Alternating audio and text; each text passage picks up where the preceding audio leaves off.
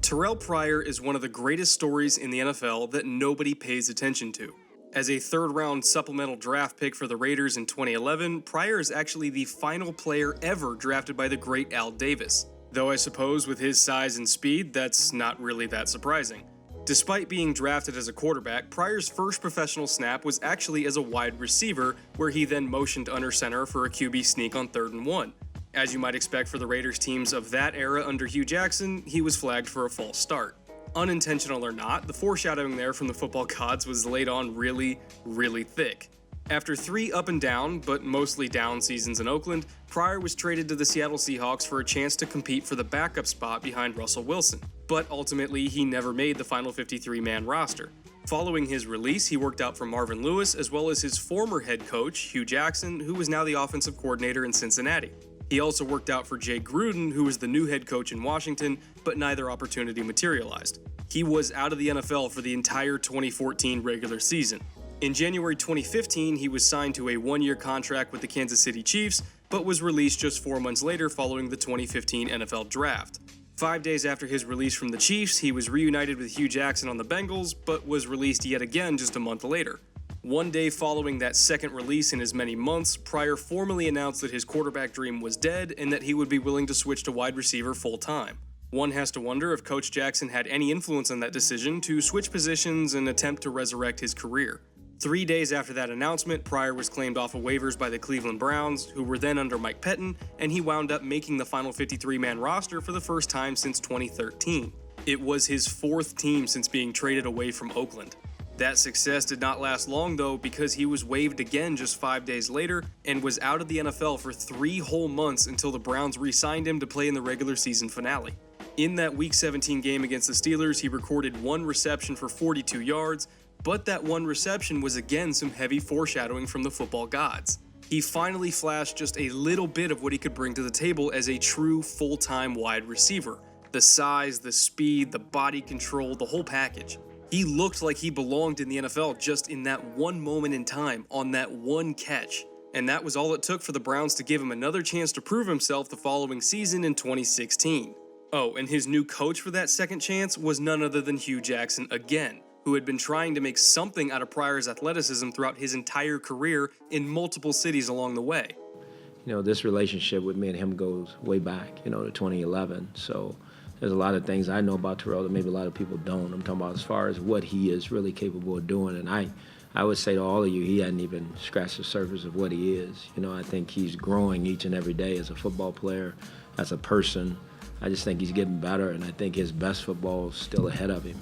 Clearly, Jackson believed in Pryor, and now that he was a head coach again, he finally had the power to keep him on the roster long enough to see what he was made of. And boy, did that decision pay off well. Pryor was named a starter for the Browns at the beginning of last season, and despite the team being historically awful as a whole, Pryor was a significant bright spot. He racked up 77 receptions, just over 1,000 yards, and 4 touchdowns with a carousel of bad quarterbacks throwing him the ball. Hugh Jackson had finally done it after 6 long years. He finally proved that Terrelle Pryor could play football at a high level. And Pryor himself finally proved that he could mold his raw athleticism and work ethic into one of the NFL's best receivers.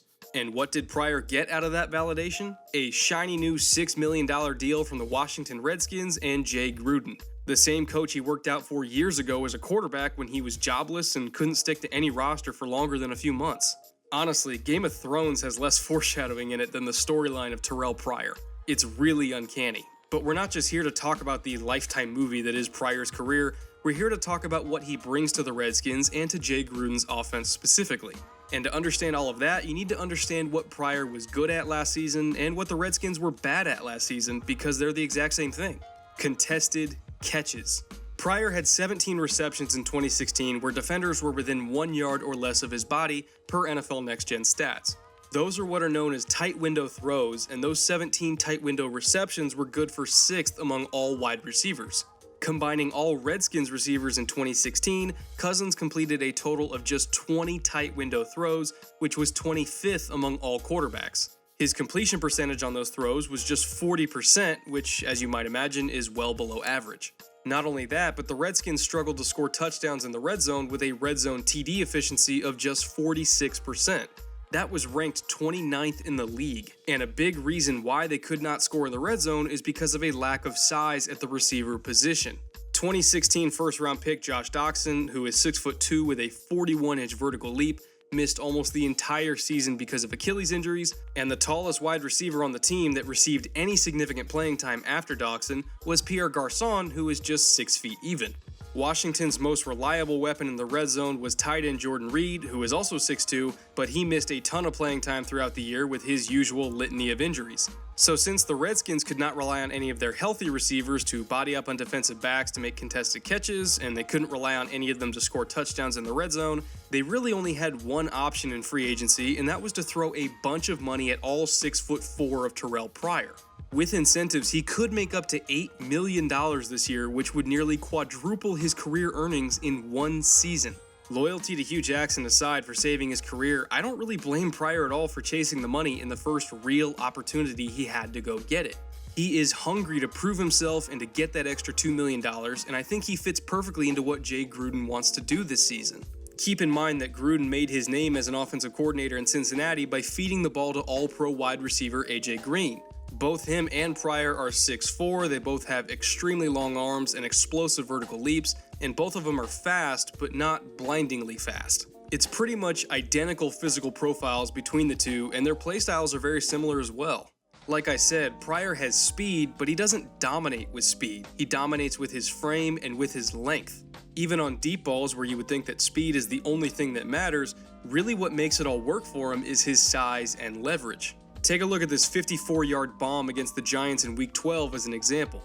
The Browns are backed up all the way to their own 5-yard line, everyone in the stadium is expecting a run play to give Josh McCown some room, and that includes Giants safety Landon Collins. I broke down Collins a few weeks ago on this same channel and noted that his main weakness was that over-aggressiveness would get the better of him sometimes, and this was one of those times. You can see that he bites really hard on the play-action fake, which leaves rookie corner Eli Apple on an island against Pryor with zero help. Pryor releases inside on his route, and Apple slides into his hip pocket on the outside, which is exactly where Pryor wants him to be. He gives a little subtle lean into Apple's frame to keep pushing him outside, and then uses that arm length to separate on his break to the skinny post inside.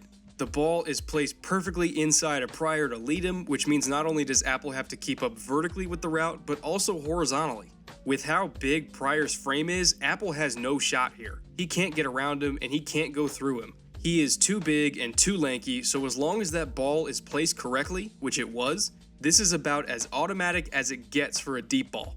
That is the benefit of having a long receiver with a big frame and a big catch radius. You can leave the ball out a little further ahead of him, away from the DB, and he's going to catch it. You can also trust that the corner won't be able to reach around him and poke it away either because, again, he's too big. That huge catch radius advantage is how AJ Green wins in Cincy, and it's how Pryor is going to win in Washington.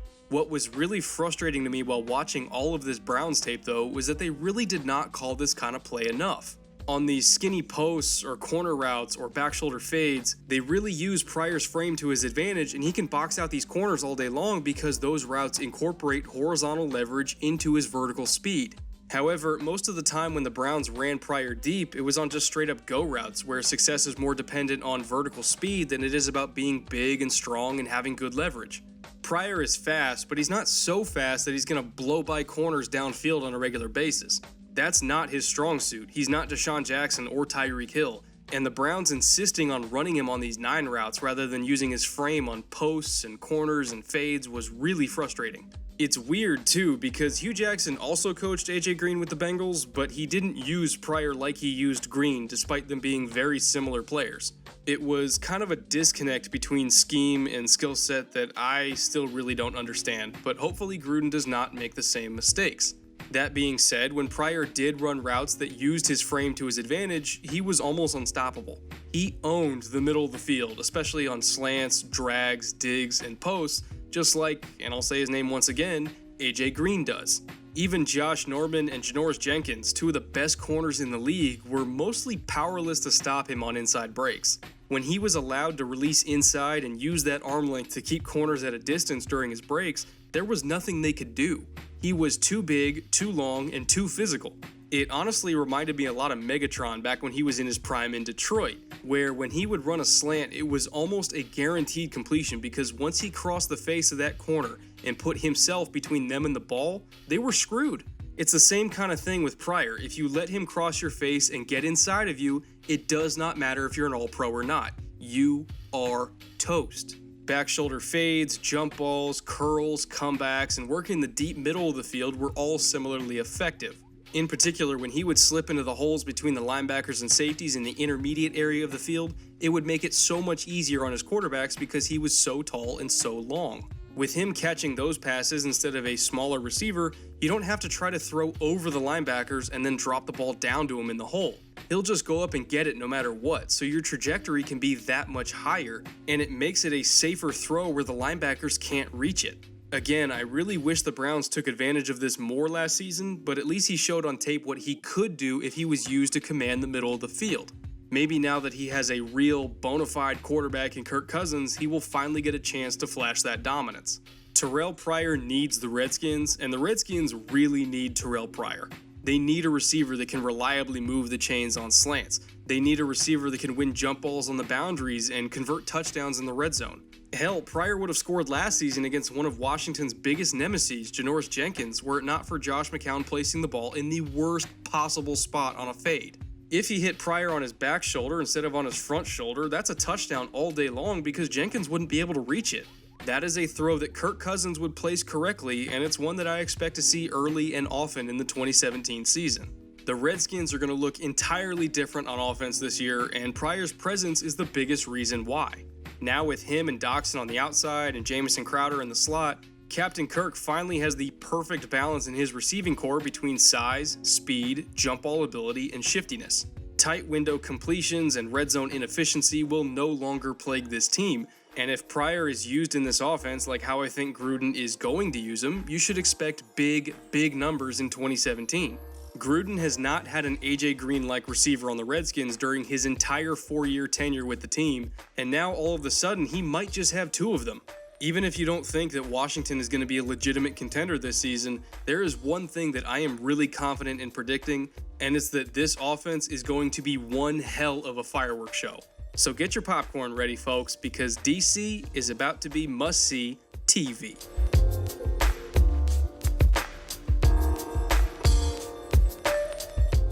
Me, I'm 6'5", 230. I'm not worried about no corner talking about me, period. Thank you so much for watching this week's episode, and a big shout out to all this week's Patreon supporters for making it all possible. Your monthly contributions are what keep the lights on for this channel, and I cannot thank you enough for your generosity. Seriously, thank you. Now, next week's episode is a bit of a mystery. I'm keeping the subject under wraps for now, but I think a lot of you are going to really enjoy it. I will give you one hint though, and that it has to do with a big-time fantasy football stud. One that a lot of you have been requesting for a very long time. So stay tuned next Thursday for that episode. You're gonna love it, I promise. And until then, later.